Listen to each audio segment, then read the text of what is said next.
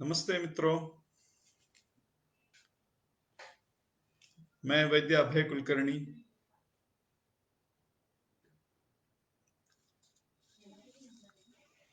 आयुर्प्रवेश के इस तीसरे चरण में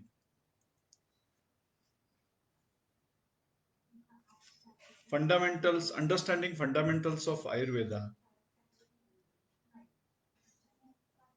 फ्रॉम कंसेप्ट्स टू क्लिनिकल, इस विषय में आज हम बात करेंगे कफ दोष की।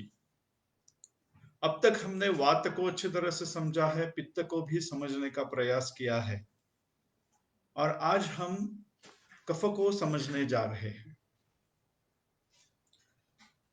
वैसे देखा जाए तो कफ दोष ये इन तीनों दोषों में एक माइल्ड सा शांत स्वभाव वाला दोष है। अगर कल्पना करें हम कि ये वात जो है ये बहुत यहां वहां घूमने वाला है और पित्त जो है बहुत जल्दी से उबलने वाला है, बहुत जल्दी से क्रोधित होने वाला है, और ये कफ दोष जो है वो शांत रहने वाला इस तरीके का है। अगर हम इसके पहले हम स्वरूप को जानेंगे। इसको कफ ये नाम है, तो इस कफ शब्द की निरुक्ति है केन फलति इति कफः। मतलब जो केन मतलब उदकेन, पानी से ये द्रव से ये बढ़ता है, पानी से बढ़ता है, इसके लिए इसको कफ कहा जाता है। दोस्तों, ये आयुर्वेद में जो शब्द है ये संस्कृत शब्द है। ऐसा कोई भी शब्द नहीं है जिसका कोई मतलब नहीं है कि ऐसे ही हमने रच दिया, ऐसे ही मन में आ गया तो इसको ये नाम दे दिया, ऐसा नहीं होता है। हर एक शब्द को अब ये कफ जो है वो अलग अलग नामों से जाना जाता है।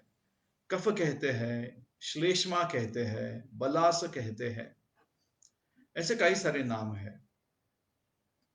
तो इन नामों का अब सुश्रुत ने इन तीनों दोषों का जब वर्णन जहां पे किया है वहां पे उन्होंने हर एक दोष के शब्द की निरुक्ति दी है। उससे हमें उस स्वरूप का, उस दोष का स्वरूप समझता है। जैसे वात के बारे में उन्होंने वा यह शब्द बताया है। वा ये मूल शब्द है जिसको तन प्रत्यय लगा है। वा गति गंधन यो हो, वा का अर्थ यह है गति और गंधन। यहां पे ध्यान दीजिए मित्रों, गंधन ये शब्द है। गति तो हम लोग सब जानते हैं, गति का मतलब है मूवमेंट।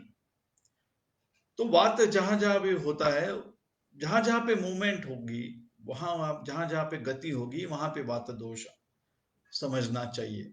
और गंधन मतलब डिस्ट्रक्शन, तो यह वात का इंपॉर्टेंट स्वरूप है।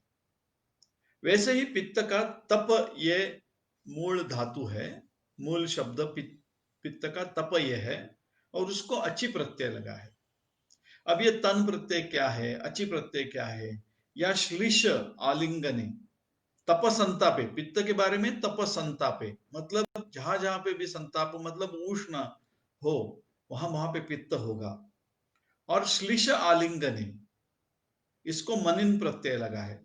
अब ये तन प्रत्यय क्या है, मनिन प्रत्यय क्या है, अचि प्रत्यय क्या है, इसके डिटेल में हम नहीं जाएंगे।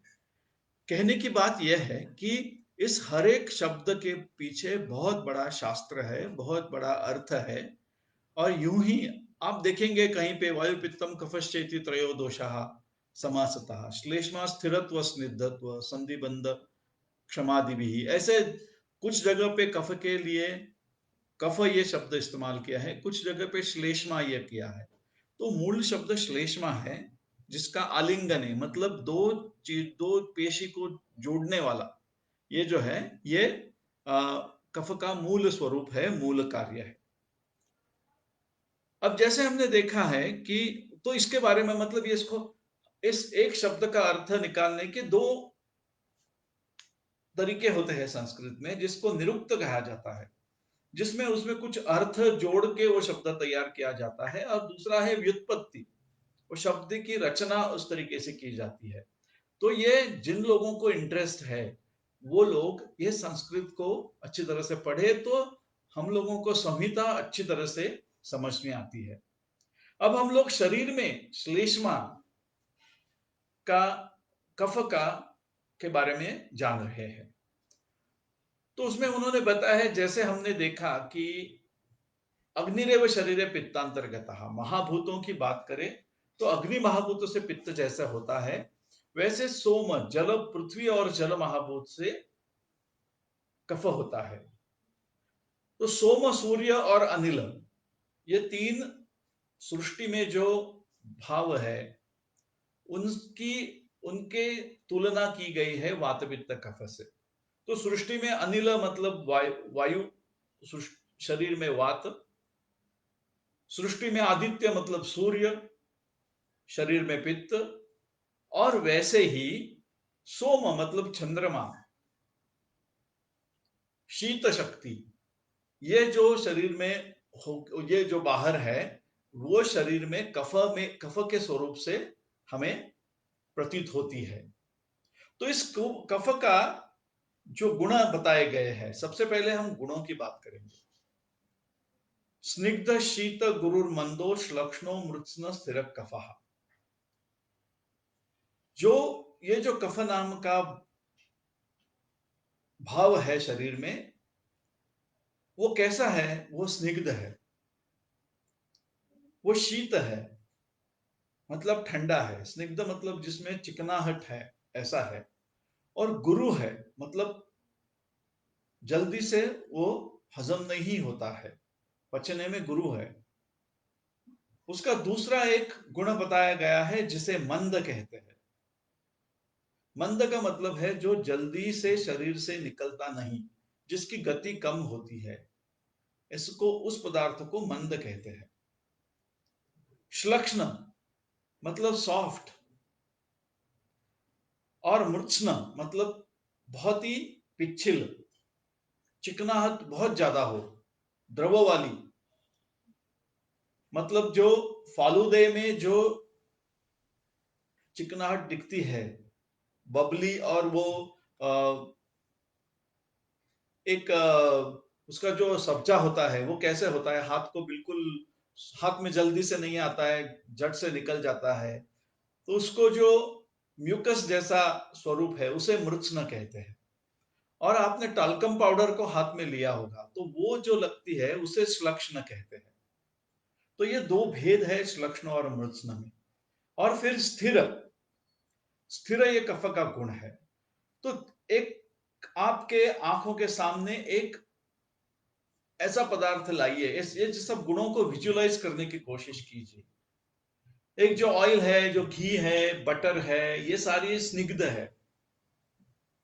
फिर ठंडा है, ठंडा पानी है, शीत स्पर्श होता है, आप दही हाथ में लेते हैं तो उसको ठंड लगता है। तो वो सारी चीजें शीत से विजुअलाइज होती है। जो बहुत हेवी है वो गुरु शब्द से दिखता है। तो ये गुण आपके सामने आते हैं तो आपको ये कफ का नेचर शरीर में पता चलेगा। तो कफ के दोष के कारण ये सारे भाव शरीर में तैयार होते हैं और स्थिर होता है। इन गुणों से ही अगर कफ ज्यादा शरीर में बढ़ने लगे तो स्थिरत्व आता है। मतलब कफ प्रकृति वाली व्यक्ति आप देख लीजिए, वो बहुत ऊंची, बहुत स्ट्रांग, बहुत बल्कि होती है। तो ये कफ के गुणों के कारण ही ऐसे व्यक्तियों के शरीर में ऐसे भाव आते हैं, स्निग्ध होते हैं, और उनकी स्निग्धता बातों में भी दिखती है, स्वभाव में भी दिखती है, और शरीर में भी दिखती है। आप उनके स्किन को देखो, उसको एक प्रकार की चमक होती है। और ये कफ के गुणों से, ये कफ का जो प्राकृत कार्य है, क्या है प्राकृत कार्य? तो दार्ढ़्य, अच्छा कफ होगा तो शरीर दृढ़ होगा। और अगर कफ ये बिगड़ गया, कुपित और अकुपित के सुश्रुत ने दो ये गुण वर्णन किए हैं। ये कैसा होगा शरीर? अगर कफ अच्छा होगा तो शरीर कैसा होगा? दृढ़ होगा। दृढ़ मतलब बलवान, अच्छा दिखने में, सुदृढ़, सौष्ठव युक्त, ऐसा होगा। और अगर कफ बिगड़ गया तो शरीर कैसा होगा? शरीर शिथिल होगा। मतलब आप देखोगे तो आप स्नायु को बहुत उसमें फ्लफीनेस रहेगा। अच्छा कफ हो तो शरीर में क्या होगा? उपचय होगा, मतलब शरीर अच्छी तरह से पुष्ट होगा। और कफ अगर खराब है तो क्या होगा? कार्य होगा, मतलब कृशता होगी। और यह कृशता अच्छी नहीं है, यह कृशता पैथोलॉजिकल है, ये बीमारी निर्माण करने वाली, विकार निर्माण करने वाली है। कफ अगर अच्छा होगा तो उत्साह होगा। अब देख लीजिए, कफ प्राकृत कफ का भी गुण उत्साह है और प्राकृत वात का भी गुण उत्साह है। अगर अच्छा कफ नहीं होगा तो आलस्य होगा। वृषता ये कफ का गुण, अच्छा कफ होगा तो सेक्सुअल डिजायर अच्छी रहेगी। और कफ अगर बिगड़ गया तो क्लीबता आती है, मतलब सेक्सुअल डिजायर का पूरी तरह से अभाव होता है। फिर ज्ञान और बुद्धि, अच्छा कफ रहेगा बौद्धिक लेवल पे, बौद्धिक स्तर पे, तो उसमें ज्ञान और बुद्धि रहेगी। और ये कफ, यही कफ अगर बिगड़ गया तो मोह उत्पन्न करेगी। इस तरीके से हमें कफ के स्वरूप का अंदाजा आ जाता है कि कफ शरीर में प्राकृत और विकृत कफ क्या कर सकता है। अच्छा, यह कफ शरीर में कहां कहां पे होता है? उरकंठ शिरक्लोम पर्वाणि आमाशयो रसः मेदो घ्राणम च जिह्वा च कफस्य सुतराम उरः। कफ का मुख्य स्थान, जैसे हमने बाकी दोषों के बारे में बात की थी, तो उसका हेड ऑफिस और हेडक्वार्टर कहां पे है? तो वो है उरस्थान। उरस्थान में कफ का हेडक्वार्टर है, वो मुख्य स्थान है शरीर में, पूरे शरीर में। जो उर प्रदेश है, मतलब चेस्ट में, लंग्स, हार्ट और उसके सारे प्रदेश जो है, वो सारे अवयवों में कफ का मुख्य स्थान है। वहां पे कफ का कार्य मुख्य तरीके से होता है। और कहां पे होता है? कंठ में होता है, शिर में होता है। तो ऊर्ध्व जत्रु, मतलब मन्या के ऊपर जो सारा पार्ट है शरीर का, उसे उत्तमांग मतलब शिर कहते हैं। हमने वात के समय पे इसकी व्याख्या देखी है कि प्राणः प्राणभूताम यत्राश्रिता सर्वेन्द्रियाणि च यदुत्तमांगमंगानाम शिरस्तदभिधि। तो ये सारा ये केवल ये खाली डिब्बा नहीं है, इसमें बहुत सारी चीजें हैं। तो वो सारी चीजों पे कफ का अधिक्य, कफ का काम यहाँ पे ज्यादा चलता है। हालांकि यहाँ पे प्राणवायु का भी काम चलता है, साधक पित्त का और आलोचक पित्त का वगैरह भी काम चलता है।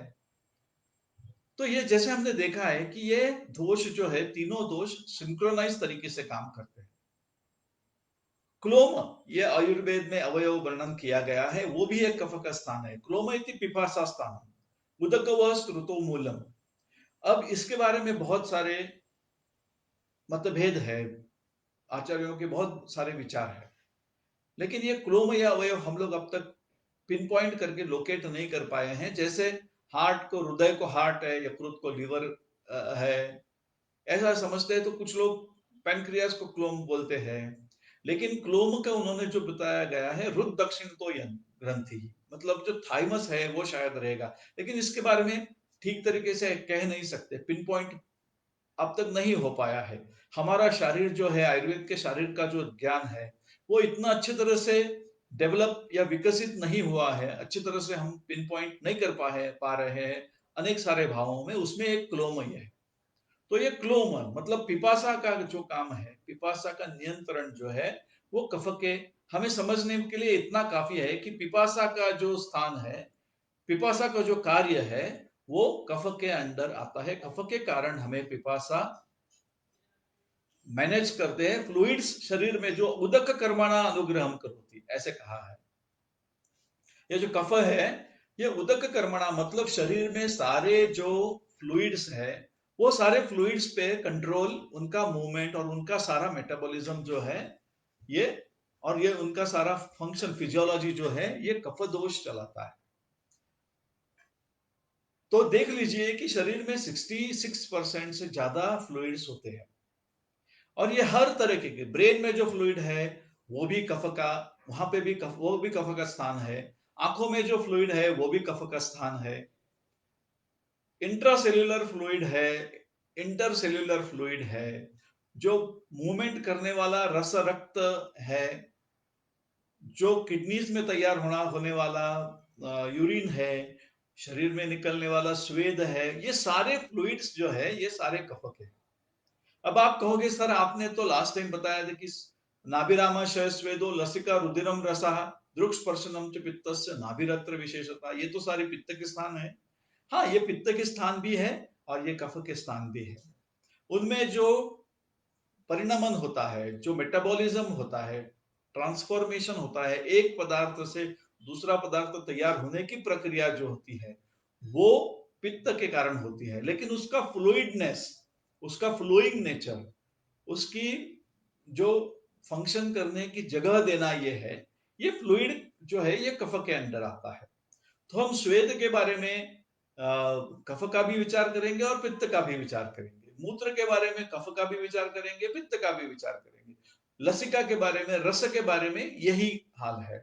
तो इस तरीके से ये, तो ये रहा उदक कर्मणा अनुग्रहम का एक्सप्लेनेशन। हमें आजकल के मॉडर्न के इस तरीके से कहा जा सकता है। परवाणी, परवाणी मतलब जॉइंट्स। अब जॉइंट्स का लुब्रिकेशन जो है वो कफ का काम है, जॉइंट्स के मूवमेंट का काम है, ये वात दोष का काम है। आमाशय, आमाशय जो ये है ये सबसे बड़ा और इंपॉर्टेंट पार्ट है। ये आमाशय का जो पित्ताशय से ऊपर का भाग, मतलब गैस्ट्रम जिसको हम कहते हैं, ये कफ का स्थान है। यहाँ पे कफ तैयार होता है। अवस्था पाक में जो पहला अवस्था पाक है उसमें मधुरागत कफो भावात फेन भूतः उदीर्यते, मतलब यहाँ पे कफ तैयार होता है। फिर रस धातु है, मेद धातु है, और घ्राण, घ्राण मतलब नासा। ये जो जगह है नासा, ये इंद्रिय है, और उसका जो मतलब ये स्ट्रक्चर और उसका जो सूक्ष्म भाग होता है इंद्रिय, वो भी कफ के अंदर आता है। अभी इंद्रियों का फंक्शन जो है, इंद्रियों का विषय से इंद्रियों तक, विषय को इंद्रिय तक लाना, वहां से ज्ञान बुद्धि तक लेके जाना, ये सब वायु करेगा, प्राण वायु करेगा। उनका धारण पोषण प्राण वायु करेगा, लेकिन उनका फंक्शन प्राण वायु करेगा, लेकिन उनका भरण पोषण जो है, उनको अच्छी तरह से उनका मेंटेनेंस जो है ये कफदोष करेगा। मेदो घ्राणम च जिह्वा च, जिह्वा ये जो है ये विशेषतः कफ का स्थान है। और ये सारे स्थानों में, इन सारे जगहों पे हमें देखना चाहिए कि येषु संचीयन्ते, ये स्थान क्यों बताए गए हैं। वात के स्थान बताए गए हैं, पित्त के स्थान बताए गए, कफ के स्थान बताए गए, और ऐसा भी बताया गया है कि ये सारे शब्द सारे शरीर में रहते हैं। फिर भी इनको स्थान, उनको स्थानों में वर्गीकरण क्यों किया गया है, तो दो चीजों के लिए, उनका कर्म समझने के लिए, और दूसरी बात यह है कि इन जगहों पे येषु संचीयन्ते दोषाः इति प्रायण दोषाणाम स्थानानि अविकृतात्मना, जब ये दोष प्राकृत होते हैं तो इन प्राकृत दोषों के ये स्थान प्रायः होते हैं। हालांकि पूरा शरीर ये दोषों का ही स्थान है, व्यापार का क्षेत्र है, दोष संचार करते हैं सारे शरीर में, लेकिन फिर भी इनके विशेषकर इनका कार्य यहाँ पे ज्यादा प्रतीत होता है, इसके लिए ये स्थान दिए गए। और दूसरा कारण यह है कि येषु संचयन्ते दोषाः, यहाँ पे दोषों का संचय होता है।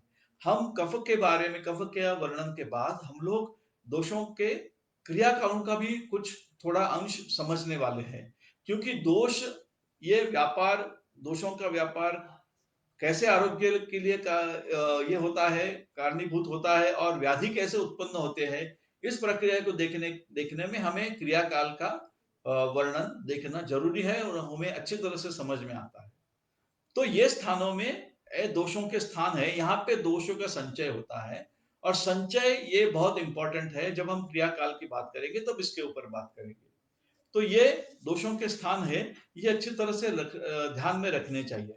अब हम आएंगे, जैसे वात के 5 प्रकार बताए गए हैं, पित्त के 5 प्रकार बताए गए हैं, वैसे ही कफ के भी 5 प्रकार बताए गए हैं, जिसे अवलंबक कफ, क्लेदक कफ, बोधक कफ, तर्पक कफ और श्लेषक कफ के नाम से जाना जाता है। अब इनके स्थान भी बताए गए हैं और इनके कार्य भी बताए गए हैं। इनमें सबसे पहला हम समझेंगे अवलंबक कफ नाम के कफ के प्रकार का। अब ये सारे कफ के प्रकारों में प्रमुख प्रकार है। ये अवलंबन मतलब to depend on, to cling on, to hold, to attach, ये इसका डिक्शनरी मीनिंग है। तो अवलंबक का मतलब यह है, और अवलंबक कफ ये काम करने वाला। जैसे हमने देखा है कि ये इसको क का प्रत्यय लगाया गया है, अन का प्रत्यय वात को लगाया गया है, और वैसे ही क का प्रत्यय पित्त को भी और कफ को भी लगाया गया है। इसके कारण भी विशेष है, लेकिन उसके डिटेल में हम नहीं जाएंगे, क्योंकि हमें बाकी सारी चीजें इतने कम समय में देखनी है। तो अवलंबक कफ है ये उरस्था, ये उरस्थान में रहता है। तो उरस्थान में तो हेड ऑफिस है उसका। तो हेड ऑफिस कौन संभालता है? तो अवलंबक कफ संभालता है। और ये त्रिकस्य स्ववीर्यता। अब ये त्रिक शब्द जो है ना, ये बड़ा ट्रिकी शब्द है।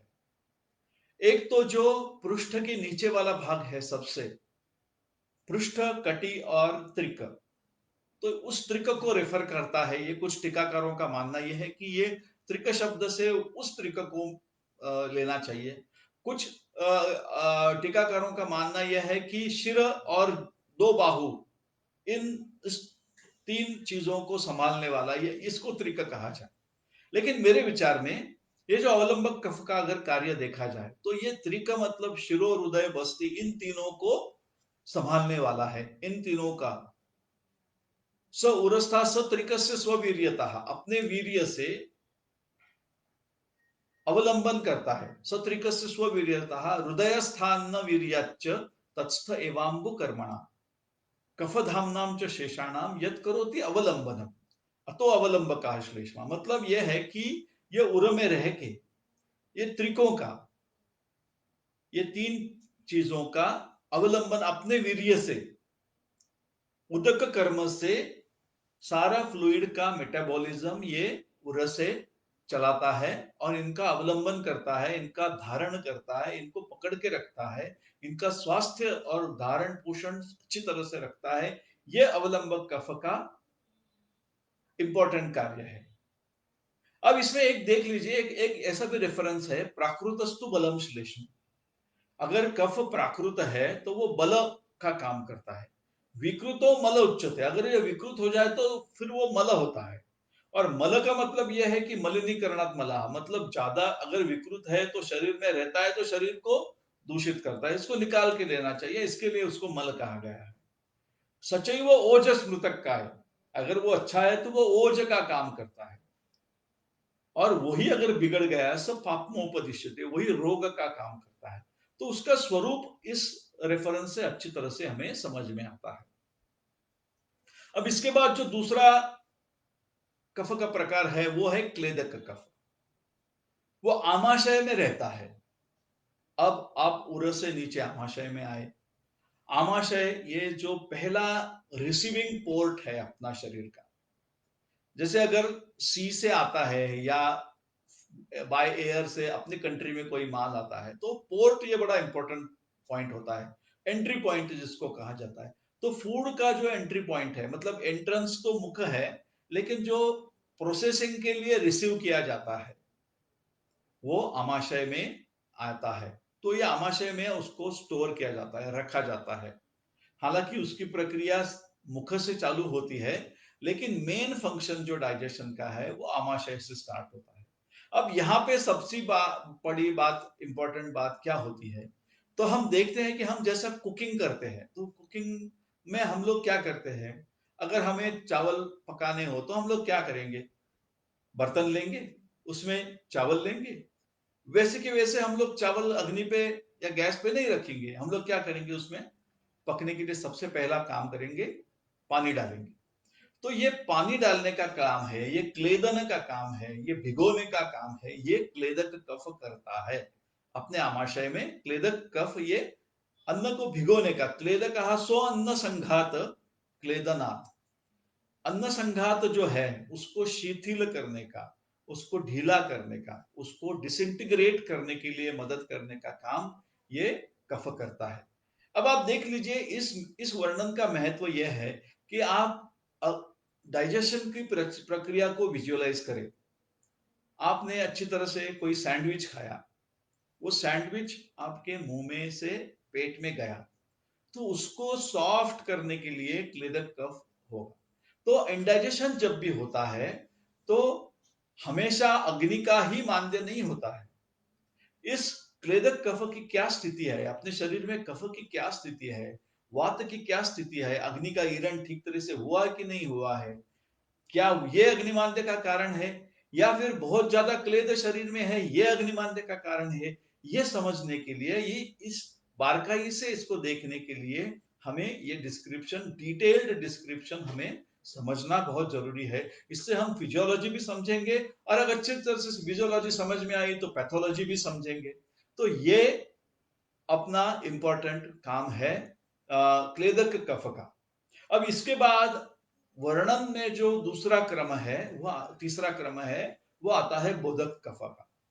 हालांकि ये बोधक कफ जो है इसका वर्णन पहले आना चाहिए, क्योंकि ये बोधको रसनास्थाई, ये एंट्रेंस पे काम करता है, एंट्रेंस का वॉच डॉग है।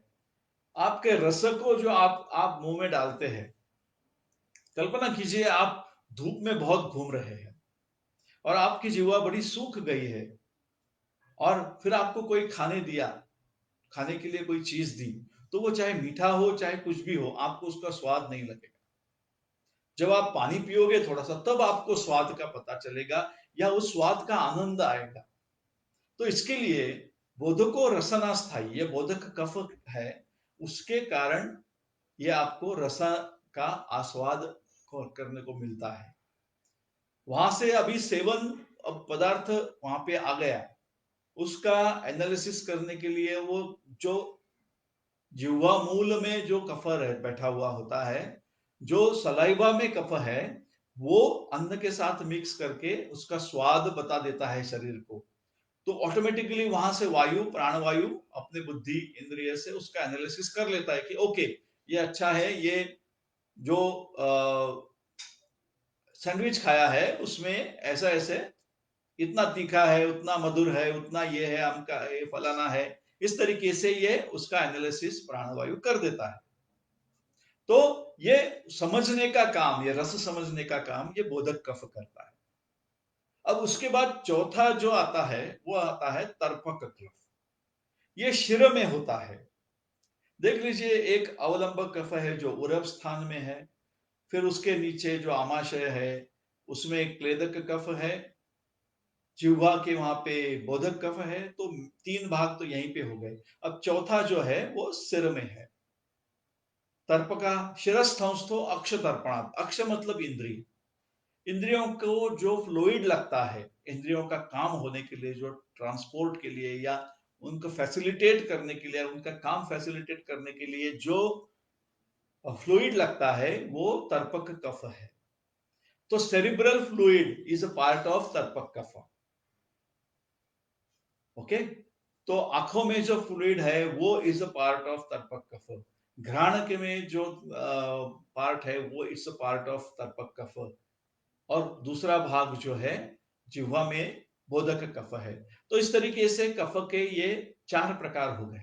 अब पांचवा प्रकार जो है ये उर स्थान से कुछ अलग है। ये ब्रांच जो है पांचवे कफ की, ये पूरे शरीर में जो संधि है, श्लेषक नाम है इस पांचवे कफ के प्रकार का। और जिसका काम क्या है, तो श्लेषका संधि संश्लेषा, संधियों का लुब्रिकेशन, जॉइंट्स का लुब्रिकेशन।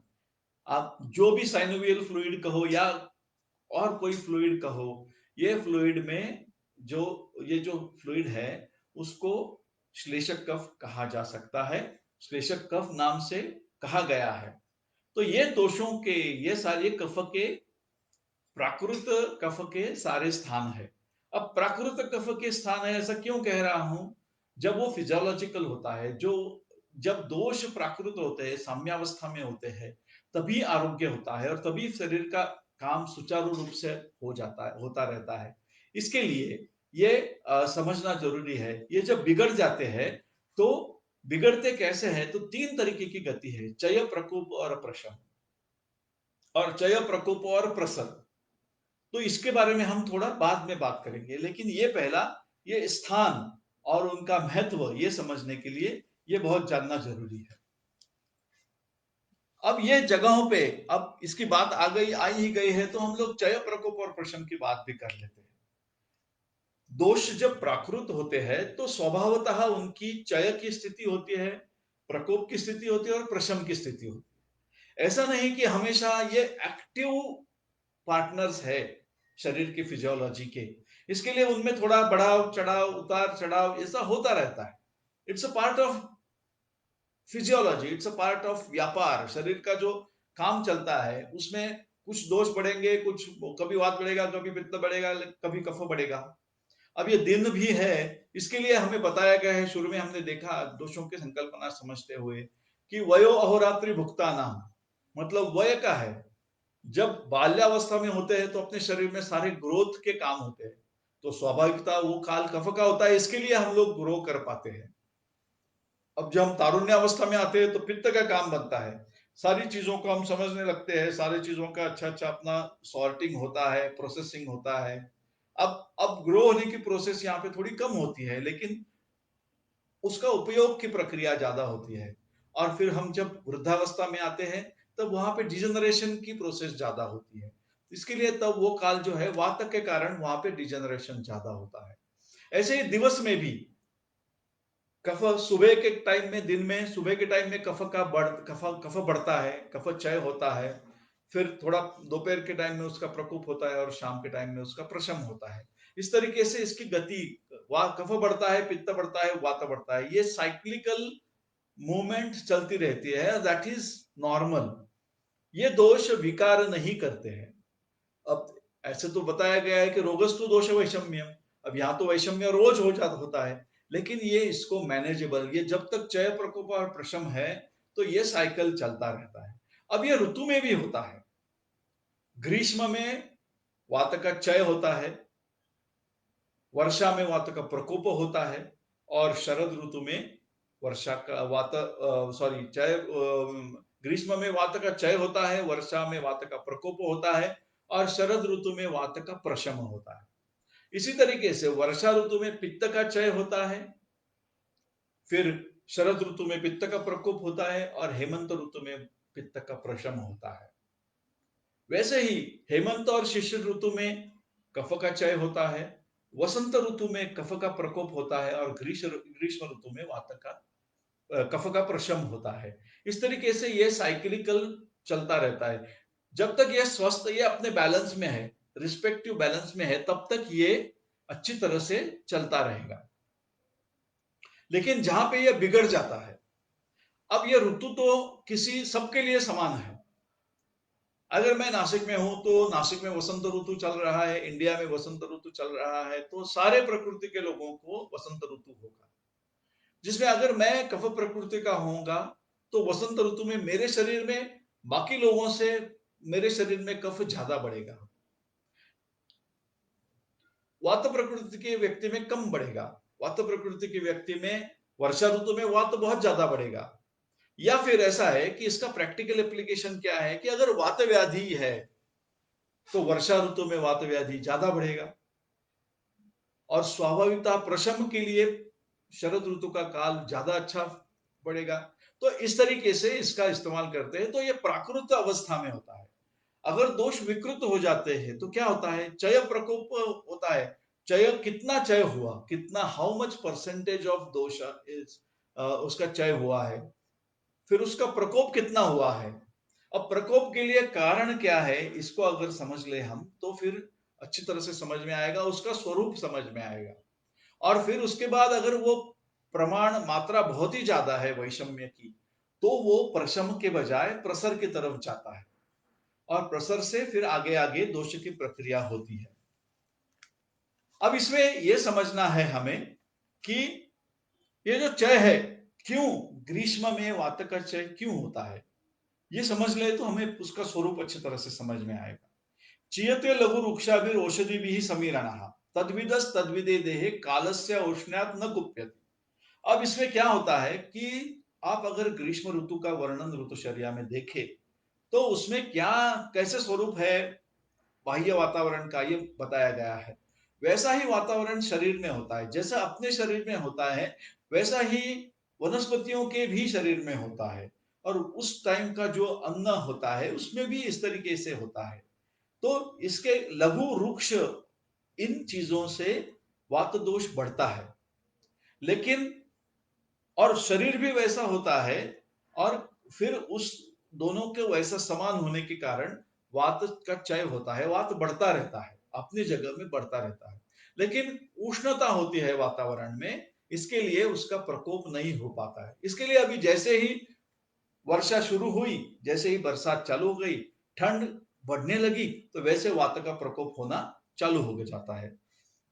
ऐसे ही पित्त का क्षय वर्षा ऋतु में क्यों होता है, ये समझ लेना भी अच्छी बात है कि अद्भिर अम्ल विपाकाभिर औषधि विश्च तादृशम पित्तम याति चयम कोपम न तो कालस्य शैत्यतः। अब सेम बात क्या होती है कि वर्षा ऋतु में अम्ल, शरीर में ज्यादा, बहुत ज्यादा क्लेद होता है, ह्यूमिडिटी ज्यादा होती है, डैम्पनेस ज्यादा होता है। उस डैम्पनेस की वजह से अग्निमांद्य होता है, और फिर अम्ल विपाक, जो औषधि होती है, जो अन्न होता है, जो सारे पदार्थ होते हैं, वो अम्ल विपाक के हो जाते हैं, जल भी अम्ल विपाक का हो जाता है। इसके कारण शरीर में पित्त का क्षय होता है। और वैसे ही जिस तरीके से वात, ग्रीष्म ऋतु में वात का प्रकोप नहीं होता है उष्ण वातावरण की वजह से, वैसे ही शरद ऋतु में, वर्षा ऋतु में शीत ज्यादा होता है, इसके लिए पित्त का प्रकोप नहीं होता है। फिर जैसे ही शरद ऋतु में अक्टूबर, सितंबर अक्टूबर में हीट बढ़ जाती है, बरसात कम हो जाती है, धूप खिलने लगती है, तभी उष्णता बढ़ती है, तो वहां पे पित्त का प्रकोप होता है। अब वैसे ही हेमंत शिशिर ऋतु में क्या होता है, चीयते स्निग्ध शीता भी उदक औषधि भी कफा, उदक स्निग्ध शीत ज्यादा होता है, और वैसे ही अन्न भी होते हैं, वैसा ही हम आहार भी उस तरीके से का लेते हैं, तो इसके कारण तुल्य शरीर भी वैसा ही होता है, इसके कारण शरीर में कफ का प्रकोप होता है। और वहां पे क्यों नहीं होता है, तो स्कन्नत्वात् न प्रकोप्यति, स्कन्नत्व हो जाता है, जम जाता है ज्यादा, इसके लिए कफ का प्रकोप नहीं हो पाता है। इसके लिए जब वसंत ऋतु में, जब सनरेज परपेंडिकुलर पृथ्वी पे आनी शुरू होती है, इंडिया के कॉन्टिनेंट पे ऐसे आने शुरू हो जाती है, एशिया पे इस तरीके से आता है, क्योंकि इंडिया का वर्णन है, भारतवर्ष का वर्णन है, इसके लिए भारतवर्ष हम कहेंगे उसको। और उसमें सूर्य की उष्णता के कारण कफ का प्रकोप होना शुरू हो जाता है। ये अगर समझ लेते हैं, तो दोषों के गुणों के साथ, दोषों के स्थानों के साथ, अब ये जो बढ़ेंगे वो कहाँ बढ़ेंगे, एसु संचयन्ते दोषाः, जो दोषों की स्थाना है। अब जैसे अभी वर्षा ऋतु है, तो वर्षा ऋतु में जो पक्वाशय कटि शक्ति श्रोत्रास्ति स्पर्शन इंद्रियम स्थानम वातस्य, इन वात के स्थानों के ऊपर, इन वात के स्थानों में वात का संचय होगा। इन स्थानों को हमें ध्यान से देखना है, जब पेशेंट आएंगे तो इन स्थानों का हमने परीक्षण करना है। तो इसके लिए ये इति काल, और ये क्या बताया गया उन्होंने कि इति काल स्वभाव, ऐसा ये काल का स्वभाव है, काल के कारण ऐसा होता है। और उसमें एक ऑप्शन है कि आहारादि वशात पुनः, अगर कोई वर्षा ऋतु में बहुत ही स्निग्ध शीत और इस तरीके का गुरु ऐसा आहार लेता है, तो उसका वात नहीं बढ़ेगा। ऐसा लेना चाहिए कि नहीं लेना चाहिए, ये तो अलग बात है। मैं एक आपको एक पॉसिबिलिटी बता रहा हूं कि हर एक व्यक्ति ऋतु के अनुसार नहीं आहार लेते हैं। अगर उस कारण कोई रुक्ष शीत ऐसा आहार लेते हैं, तो वात और ज्यादा बढ़ेगा, मात्रा बढ़ेगी, उसका परसेंटेज, इंटेंसिटी बढ़ेगी। ये हमें समझना बहुत जरूरी है। तो आहारादि वशात पुनः चयादि नियांति सद्योपि, अगर अनुकूल आहार हो गया तो सद्य मतलब जल्दी से प्रकोप हो जाएगा। दोषा काले भी वातुना, लेकिन उतना नहीं हुआ है, कोई आदमी केयर ले रहा है, प्रिकॉशन ले रहा है, ऋतुचर्या के अनुसार आहार कर रहा है, तो उसका दोष प्रकोप वैसा नहीं होगा। इस तरीके की बात उन्होंने इसके आखिरी में बताई गई है।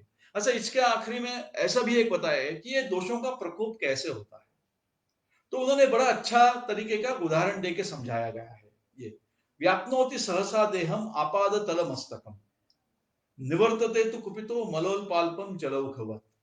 इसका अर्थ यह है कि दोष जब प्रकुपित हो जाते हैं, एक सर्टन अवस्था के बाद आगे ऐसा हो जाता है कि झट से पूरे शरीर में फैल जाते हैं। और झट से फैलते हैं, लेकिन जब ये इनका प्रशम होता है तो ये धीरे धीरे बढ़ता है। अब इसकी कल उसका उदाहरण बाढ़ का उदाहरण दिया गया है। जब अपने शहरों में बाढ़ आती है तो क्या होता है, आप देखते हैं कि एक दिन में, एक कुछ घंटों में पानी पूरे गांव में फैल जाता है।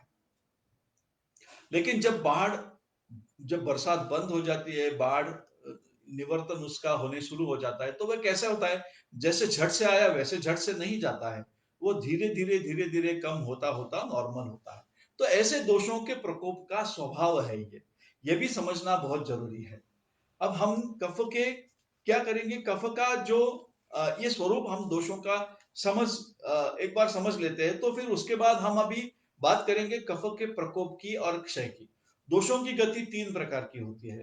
क्षय स्थानम च वृद्धिश्च दोषाणाम त्रिविधा गति। दोषों की तीन प्रकार की गति कैसी होती है, एक तो क्षय होता है, या तो फिर स्थान मतलब अपने जगह पे सुचारू रूप से काम करते हैं, या फिर प्रकोप होता है। और फिर इनके कॉम्बिनेशन से बाकी सारे दूसरों दोषों के स्थिति के आधार पर अलग अलग पॉसिबिलिटीज होती है। अभी हम कफ की, चूंकि हम कफ की बात कर रहे हैं, तो कफ प्रकोप के क्या लक्षण है, तो पित्तम श्लेष्मा अग्नि सदन।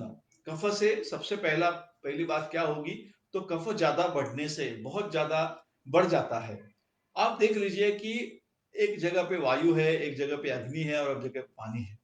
अगर पानी बढ़ जाता है तो सबसे पहले क्या होगा, जो अग्नि है वो उसको वो बुझ जाएगा। इसके सेम वैसा ही शरीर में भी अग्नि फ्लूइड के लेवल अत्यधिक मात्रा में बढ़ जाने के कारण अग्निमांद्य होता है। तो जो एंजाइम्स होते हैं या अगर जो भी कुछ होता है, केमिकल्स होता है, वो डाइल्यूट हो जाते हैं। इसके लिए ये अग्निशोधन पहला बताया गया है। दूसरा लक्षण क्या है, प्रसेक। प्रसेक मतलब मुंह से स्त्राव ज्यादा होना, उसको प्रसेक कहते हैं। स्वाभाविक है, अगर फ्लूइड की मात्रा बढ़ जाती है तो वो बाहर निकलने का प्रयास करेगा। जहां जहां पे भी सिक्रेशन है, सारे सिक्रेशन बढ़ेंगे। अब मुंह में से जो सिक्रेशन बढ़ते हैं उसको प्रसेक कहते हैं, लेकिन बाकी सारे शरीर में होगा तो उसको क्या कहते हैं, उसको अभिशंद कहते हैं। तो ये भी एक कफ का कार्य है। आलस्य और गौरव मतलब शरीर में आलस्य होना, किसी काम करने की इच्छा न होना।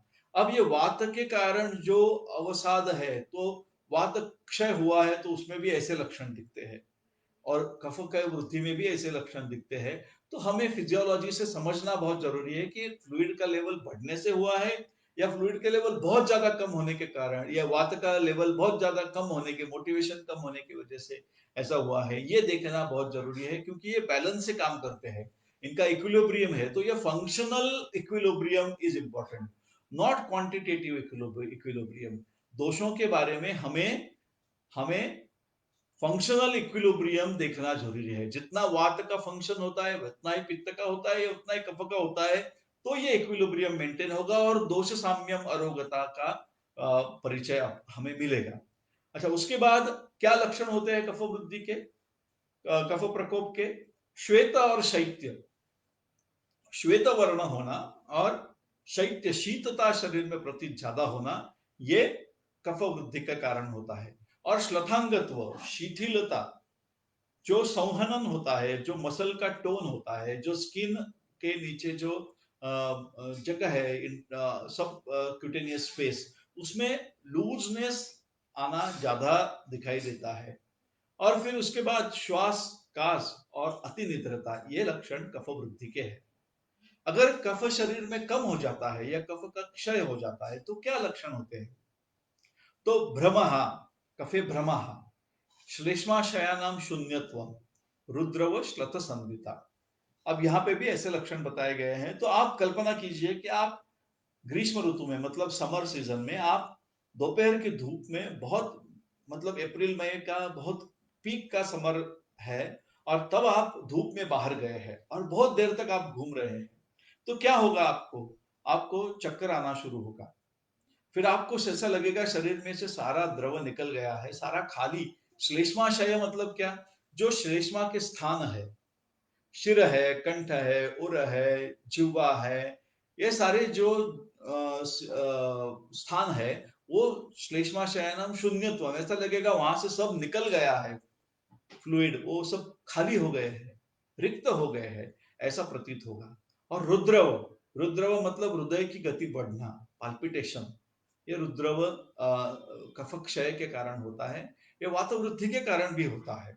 और श्लथ संधिता, अब पर्व में भी कफ स्थान है, तो उनमें से कफ अगर निकल जाता है, ड्राइनेस आ जाती है, तो वो मूव नहीं कर सकते, उससे लगता है कि मूवमेंट नहीं करना चाहिए। इस तरीके से ये क्षय के लक्षण प्रतीत होते हैं।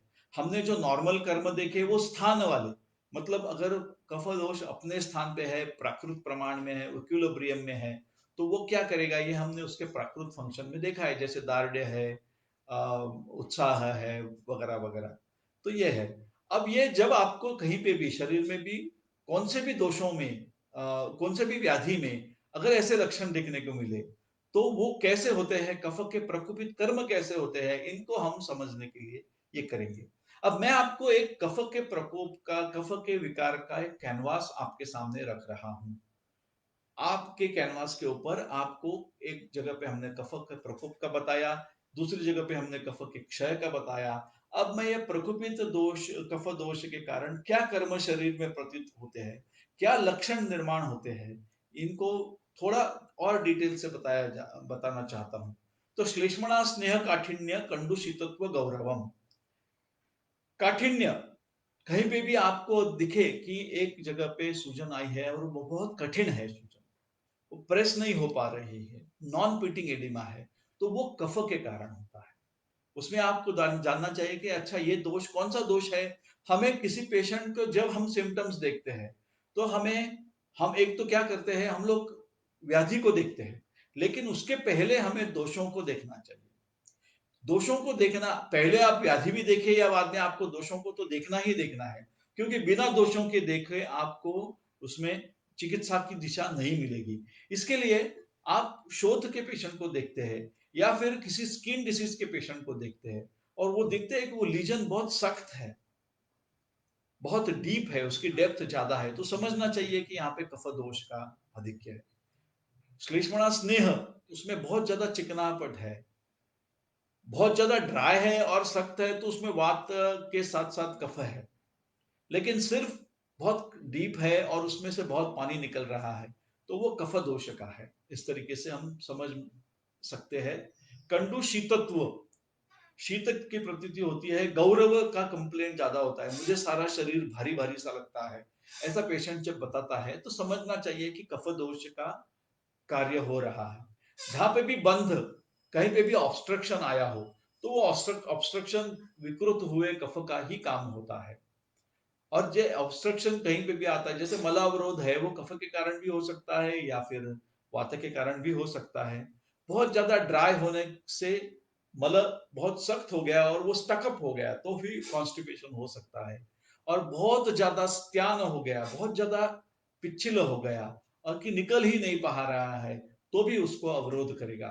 और जब मूर्छना गुण कफ का ज्यादा बढ़ जाता है, तब ये अवरोध होता है। उपलेप और स्थैमित्य, उपलेप मतलब कोटिंग, तो ये शरीर के किसी भी अंदर के भाग में भी कोटिंग हो सकता है, और कहीं सब सारे स्रोतों में ये कोटिंग हो सकता है। ये बेसिक पैथोलॉजी है। शिराणाम ग्रंथयोपि वा अतिप्रवृत्ति संगो वा शिराणाम ग्रंथयोपि वा विमार्ग गमनम चापी श्रुतसाम दृष्टि लक्षण। तो जो ये ग्रंथि होती है, ये भी कफ के कारण ही होती है। स्थैमित्य मतलब स्थिमितता, जैसे बहुत भारी भारी लगना। अब ये स्थैमित्य और गौरव थोड़ा अलग है। स्थैमित्य यह स्थानिक लक्षण है, ये सारे शरीर में भी होता है, लेकिन एक उसका वर्णन किया जाए तो जैसे पत्थर या गीले कपड़े से बांध दिया हो, ये जो फीलिंग है उसको स्थिमित्य कहते हैं। शोफ, अपक्ति मतलब पचन ना होना, निद्रा का ज्यादा आना, श्वेत वर्ण, स्वादु और लवण रस का की प्रतीति होना, और व्याधि का चिरकारित्व, ये कफ के कारण होता है। तो ये कफ के स्थान के प्रकोपित कर्म है, वृद्धि क्षय और ये सारी चीजें।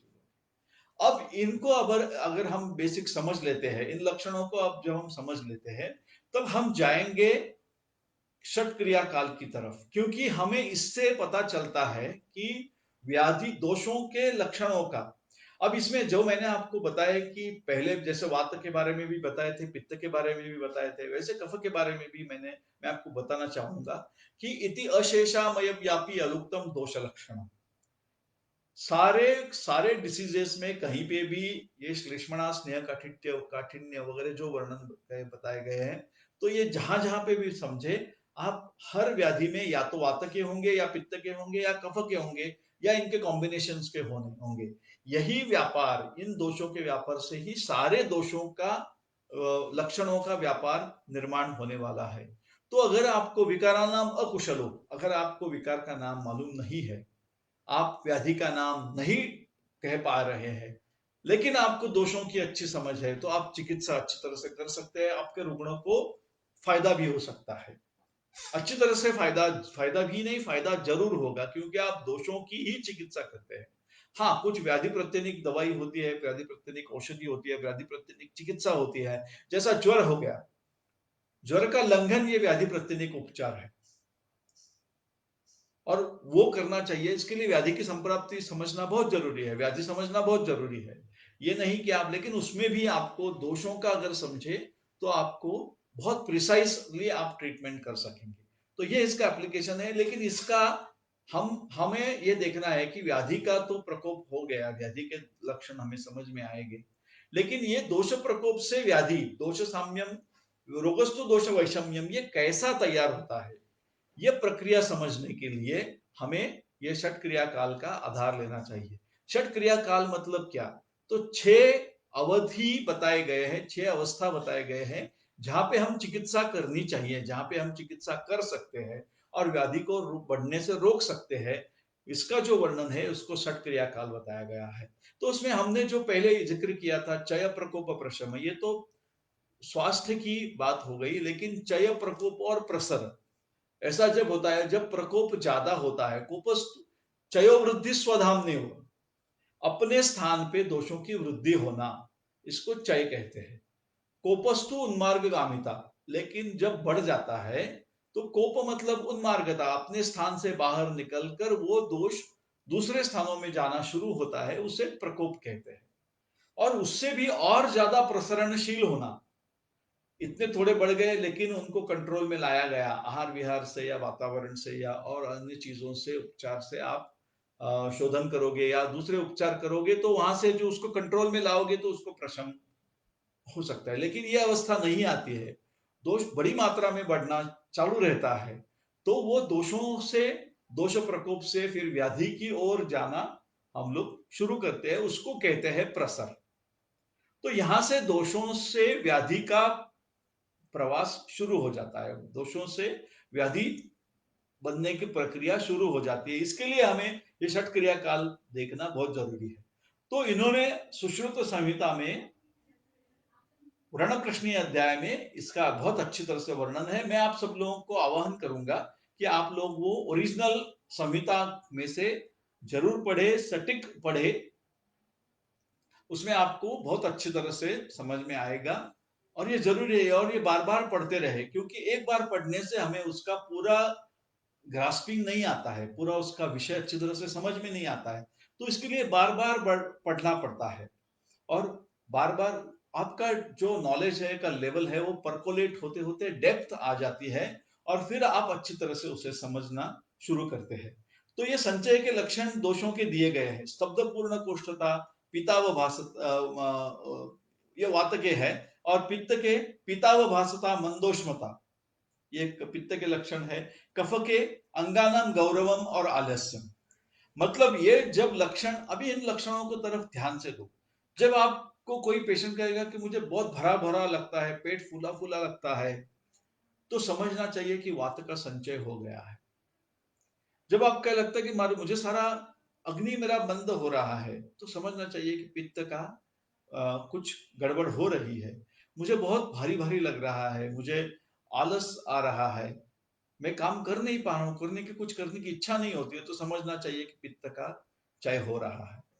अब हम ये प्रकोप के, दोषों के प्रकोप के कारणों की तरफ जाएंगे, कि जो वर्णन किए तो उनके प्रकोप के कारण समझ लेंगे, तो हमें पता चलेगा कि ये किस कारणों से वात बढ़ता है।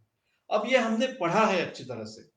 अब ये अति व्यायाम, अति व्यवाय और अति अध्ययन, मतलब बोलना ज्यादा, अध्ययन का मतलब ये नहीं कि पढ़ना या लिखना, ये नहीं है।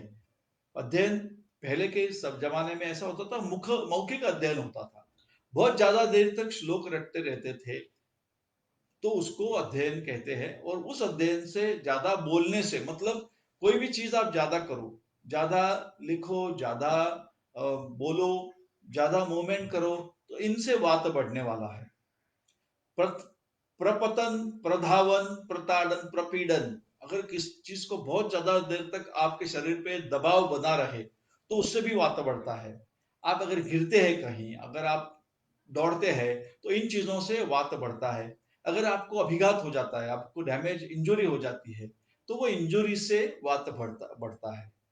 आप लंघन करते हैं, खाते नहीं है कुछ, तो उससे वात बढ़ता है। आप ज्यादा देर तक मील स्किप करते हैं, काम में आप बिजी है, स्टडीज में बिजी है, कंप्लीशन में बिजी है, तो बहुत देर तक आप खाने को टाल देते हैं या कुछ भी खाते हैं, तो उससे क्या होता है, तो वात बढ़ता है। अच्छा, प्लवन और प्रतारण। प्लवन मतलब स्विमिंग, स्विमिंग पूल में जो आप स्विम करोगे उसको प्लवन कहेंगे। और आप नदी में वगैरह, समंदर में वगैरह आप ज्यादा देर तक, दूर तक स्विमिंग करोगे, उसको प्रतारण कहेंगे। इससे भी वात बढ़ता है। जागरण, रात्रि जागरण से वात बढ़ता है। फिर भार हरण, आप ज्यादा हेवी कहीं वेट करते हैं, तो उसको वेट उठाते हैं, चाहे ये व्यायाम में भी हो सकता है, और कई लोग काम के लिए भी कर सकते हो, तो उनसे सारी चीजों से वात बढ़ता है। आप ट्रेवल करते हैं, किसी भी साधन में ट्रेवल करें, बाइक पे करे, साइकिल पे करे, गाड़ी कार में करे, ट्रेन में करे, कभी भी आप ट्रेवल करोगे तो आपके शरीर में, बाय प्लेन करे, बाय सी करे, हर, या पैदल चले, तो ज्यादा देर तक ट्रेवल करने से वात बढ़ता है।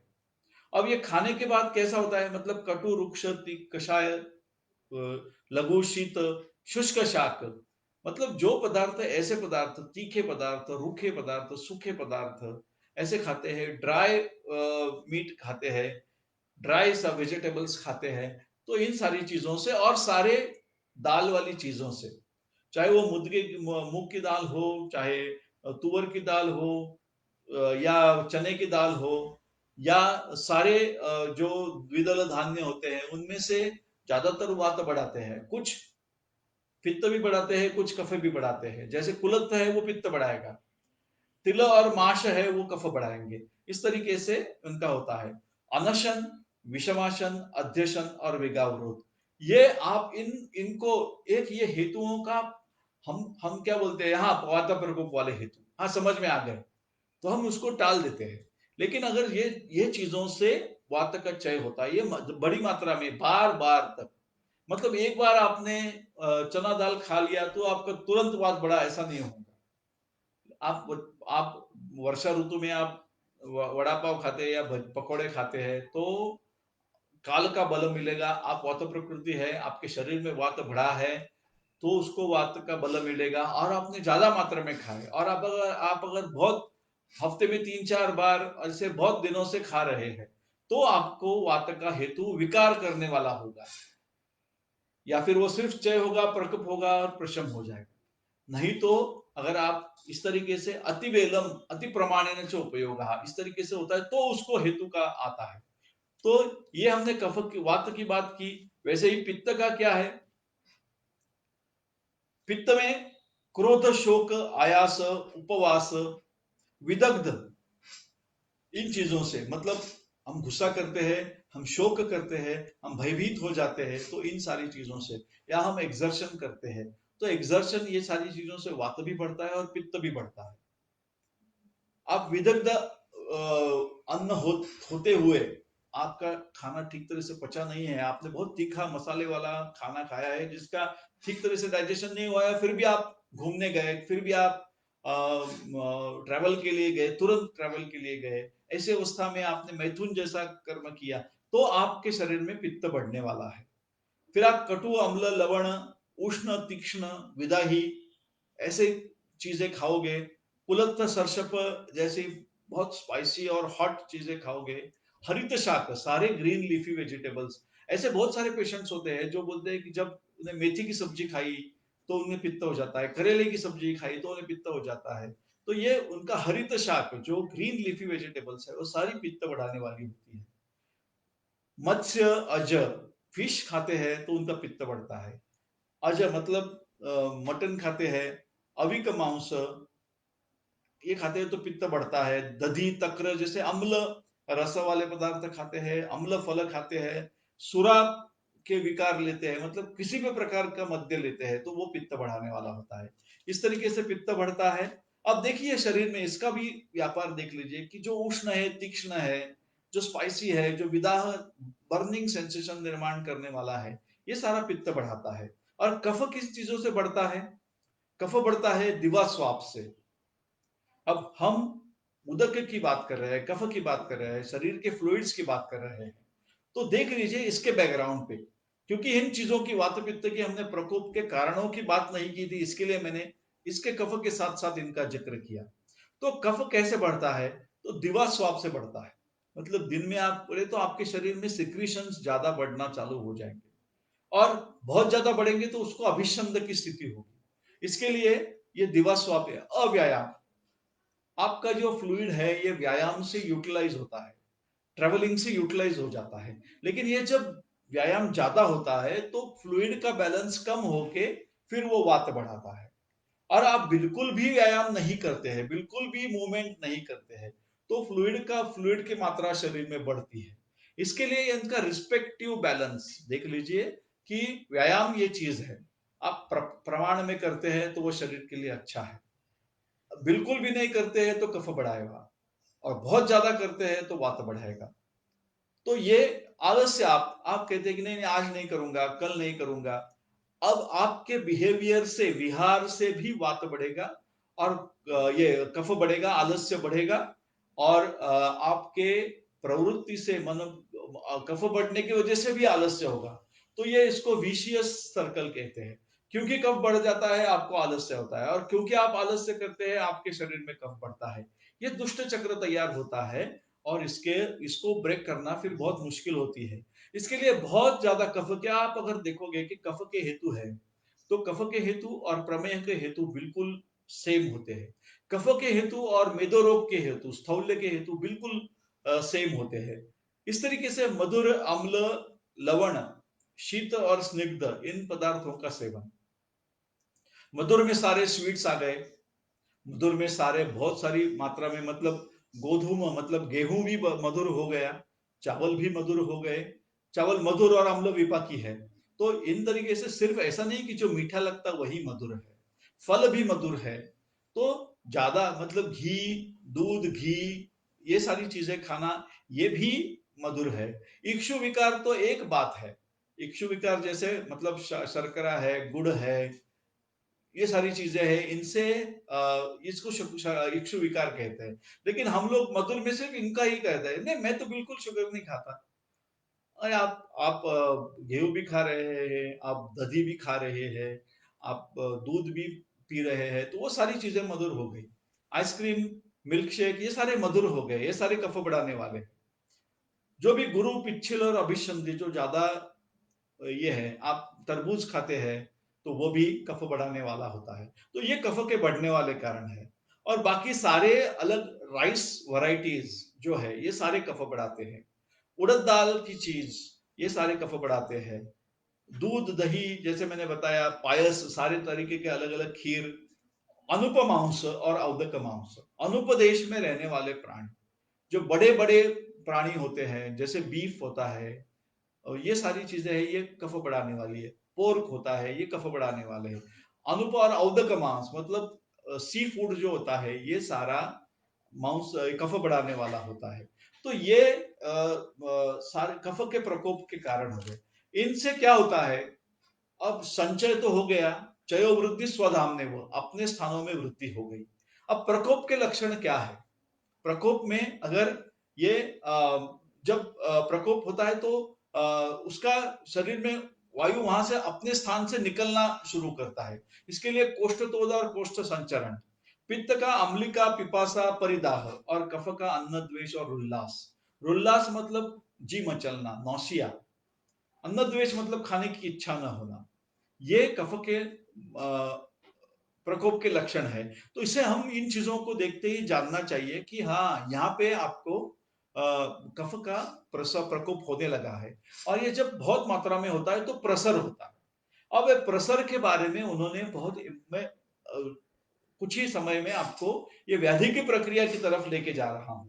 दोष का प्रकोप हो गया, और यहां से क्या होता है, यहां तक क्षय प्रकोप और प्रसर तक दोषों का सेम होता है। अभी तक कोई व्याधि का लक्षण दिख नहीं रहा है, सिर्फ व्याधि दोषों का ही लक्षण दिख रहा है, क्योंकि प्रसर के बाद जो स्थिति आती है उसे, उस स्थिति में हमें व्याधि दिखता है। लेकिन हम प्रसर की बात करेंगे कि प्रकोपित दोषों का अपने, मतलब उसका एक उदाहरण दिया गया है कि एक जगह पे जो जलाशय है उसमें पानी भरता है, लेकिन एक ऐसा होता है कि उसका बांध फिर वो टूट जाता है, और फिर ये प्रकोप, ये जल जो है दूसरे बाहर के जल को जाके मिक्स होता है। जैसे बाढ़ आती है तो नदी का जो पात्र है, वो पात्र में पानी भरना शुरू हो जाता है, तो एक अपने मात्रा से बहुत ज्यादा अत्यधिक हो जाता है, तो वो सारे बांध तोड़ देती है, और जो दूसरा गांव में जो उदक है उस उदक में मिक्स हो जाता है। इस तरीके से दोषों का प्रकोप अपने स्थान में इतने बढ़ने चालू हो जाते हैं, जो हमने कारणों का जिक्र किया उनमें से ऐसे बढ़ने चालू हो जाते हैं कि अपने बढ़ के दूसरे जगहों पे जाते हैं और दूसरे जगहों पे मिक्स होते हैं। ये स्थिति को कहते हैं प्रसर, और ये वात का उसमें मेन रोल होता है। और यहाँ पे अपने समझना चाहिए कि पित्त पंगु कफ पंगु पंगवो मल धातवा वायुना यत्र नियंते तत्र गच्छन्ति मेघव। जहां पे वायु जाता है, वायु ही सब कफ पित्त को लेके जाता है, जिसमें रजब गुण जो वात का होता है, रजो गुण के कारण वो प्रेरकत्व होता है, सबको करता है। लेकिन अपने जगह पे कफ भी बढ़ा तो वो भी प्रसरणशील होगा, उसमें वायु का जरूर रोल होगा, लेकिन कफ बड़ा होगा, पित्त भी अपने जगह पे बड़ा होगा, और वो बढ़ के अपनी स्थान से बाहर निकल के जब फैलने लगेगा तो उसको प्रसर कहते हैं। ये तीसरा क्रियाकाल है। चय ये पहला क्रियाकाल है। क्रियाकाल का मतलब है उस टाइम पे आप चिकित्सा करो। क्षय काल में क्या करना चाहिए, जो ऋतुचर्या में बताया गया है वो चिकित्सा करनी चाहिए, और कोप और प्रसर में शोधन चिकित्सा करनी चाहिए। तो ये ऐसा दिया है। और उसका दूसरा भी एक यहाँ पे और एक उदाहरण दिया गया है, प्रसर कैसा होता है और उसका व्याधि से संबंध कैसा है, ये समझने के लिए उन्होंने दिया है कि जैसे किण्व, किण्व का मतलब है सुरा बीज, जिसको ईस्ट कहते हैं। ईस्ट, पानी और पिष्ट, ये कॉम्बिनेशन से जैसे मद्य बनता है, वो इतनी प्रोसेस, एक केमिस्ट्री उनकी बन जाती है। तो ये उदाहरण से हमें समझना चाहिए कि every disease is a chemical process. There is a chemical लोचा in our body which creates disease. और ये बेस है, बाकी के चिकित्सा पद्धतियों का भी ये बेसिस है, जैसे होम्योपैथी का यही बेसिस है। देयर इज सम केमिकल लोचा एंड और rearranging the chemicals treats diseases, इनकी उनकी सिद्धांत है जो आयुर्वेद से ही आया हुआ है शायद। तो यहाँ पे मैं इसके लिए आपको ये बता रहा हूं क्योंकि किण्व, पिष्ट और उदक, ये जैसा इनके केमिस्ट्री से कुछ मद्य बनता है, अलग ही पदार्थ बनता है, जो किण्व से सेम नहीं है, पानी से सेम नहीं है, पिष्ट से सेम नहीं है, कुछ अलग स्वभाव का गुण होता है। वैसे ही व्याधि तैयार होता है इन दोषों के अपने आप के केमिस्ट्री। अब दोष जो प्रकोपित होंगे तो अपने दुष्यों से प्रकोपित, दुष्यों को दुष्ट करेंगे, और दुष्य और दोष दोनों मिला के मलों को दुष्ट करेंगे। ये केमिस्ट्री दोष, दुष्य और मल के सन्निपात से एक व्याधि बनेगा। इनके मिश्रण से, इनके आपसी मिली भगत से व्याधि की प्रक्रिया तैयार होगी। ये समझना, इसको तृतीय क्रियाकाल कहा गया है। अब ये यहाँ पे वात पित्त कफ, कफवात, ये सारे कॉम्बिनेशंस पॉसिबल है। अकेला दोष भी विकार कर सकता है, जो नानात्मज व्याधि करेगा, दो दोष करके संसर्ग करेगा, या तीनों दोष मिला के सन्निपात करेगा। अब यहाँ पे जो केमिस्ट्री है वो है व्याधि प्रक्रिया, और उनको बनाने वाले दोष जो है ये हुए उनके बेसिक कॉन्स्टिट्यूएंट्स। तो हमें दोषों को देख के व्याधि प्रक्रिया को भी समझना है। अब इसके बाद आता है चौथा, स्थान संश्रय। स्थान संश्रय मतलब अभी इसका यह स्वरूप है, यह प्रसर की स्थिति में जहां पे भी दोष जाएंगे और अटक जाएंगे वहां पे विकार करेंगे। प्रसर में मतलब वायुना यत्र नियंते तत्र गच्छन्ति मेघवत्, जहां पे वायु को, जैसे बादल है वो वायु लेके आ रहा है, जहां पे भी उसको अटकाव होगा वहां पे बरसात होगी। इस तरीके से जैसा होता है वैसे दोषों का भी है। यत्र संगा ख वैगुण्यात् व्याधि स्तोत्रोपजायते, जहां पे ख वैगुण्य होगा वहां पे व्याधि होगा। इस तरीके से ये दोषों का और व्याधियों का संबंध है, और उसमें सबसे इंपॉर्टेंट कड़ी है स्थान संश्रय की। ये स्थान संश्रय में ये दोष और ये प्रसर, ये कॉम्बिनेशन, ये केमिस्ट्री जहां पे भी जाएगी वहां पे करेगी। जैसे उदर में जाएगी तो गुल्म, विद्रदी, उदर, अग्निमांद्य, अनाह, विसूचिका, अतिसार, ये सारी चीजें करेगी। अगर ये बस्ती में जाती है, मतलब अगर किडनी में जाती है, तो प्रमेह, अश्मरी, मूत्राघात, मूत्र दोष ये करेंगी। अगर मेढ्र के जगह पे जाती है तो वहां पे निरुद्ध प्रकर्ष, उपदंश, शुक दोष ऐसे विकार करेंगे। गुद में जाएंगे तो भगंतर अर्श करेंगे। वृषण में जाएंगे तो वृद्धि करेंगे। अगर ऊर्ध्व चतुर में जाएंगे तो ऊर्ध्व चतुर्गत विकार करेंगे। त्वचा और मांस शोणित को दुष्ट करेंगे तो क्षुद्र रोग, कुष्ठ और विसर्प करेंगे। अगर मेदो रोग में जाएंगे तो ग्रंथि, अपची, अर्बुद, गलगंड ऐसे विकार करेंगे। अगर अस्थि में जाएंगे तो विद्रोधी और अनुशायी विकार करेंगे। इस तरीके से आपको ये समझना बहुत ज्यादा जरूरी है। पाद में जाएंगे तो श्लीपद करेंगे, वात शोणित करेंगे, वात कंटक करेंगे। सर्वांग में जाएंगे तो ज्वर जैसे विकार, प्रमेह जैसे विकार करेंगे। तो ये समझना, ये अभी ये सबसे इंपॉर्टेंट दोषों के वर्णन का ये पार्ट जो है ये सबसे इंपॉर्टेंट है।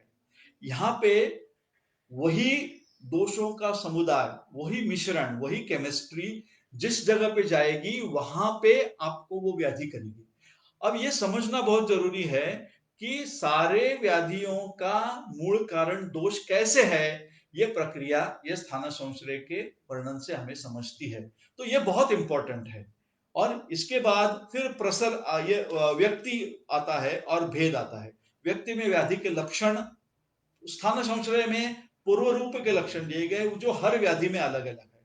तो इससे आपको व्याधि समझना है, और उसके व्याधि के सारे लक्षण व्यक्ति में होते हैं, और उनको दीर्घ कालानुस्वरूप ये भेद में होता है। तो ये रहा दोषों का समझ के व्याधि तक का उनका जो ट्रैवल है, उनकी जर्नी है, वो कैसे बढ़ते हैं, ये समझने का प्रयास हमें बहुत अच्छी तरह से समझना चाहिए। मेरे ख्याल से अगर ये चीज हम ध्यान में रखते हैं तो दोषों का स्वरूप हमें समझने में बहुत आसानी हो सकती है। तो मुझे ऐसा लगता है कि ये वर्णन दोषों को समझने में पर्याप्त है। आप इसके ऊपर गौर करें, और मेरा ऐसा अपील है आपको कि ये आप फिर से एक बार ओरिजिनल में से देखें, और उसको ओरिजिनल में से पढ़े, और ये बार बार पढ़े, क्योंकि ये परकोलेट होके डेप्थ उसकी बढ़ना बहुत जरूरी है।